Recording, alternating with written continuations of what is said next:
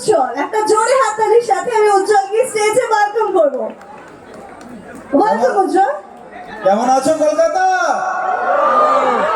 একটু জোরসে বলো, কেমন আছো? আর একটু জোরে হবে, কেমন আছো সবাই? আমার মনে হয় না সবাই খুব গরমে আছে, তাই না? আমি বুঝতে পারছি ফোনগুলো সকলের হাতে, ওই জন্যই কি তালির আওয়াজগুলো একটু কম। হ্যাঁ, যাদের হাতে ফোন নেই একটু হাতগুলো উপরে দেখি, দুটো হাত। এবার আমার কাউন্টডাউনের সাথে একটু সিঙ্কটা মেলাবো, ওকে?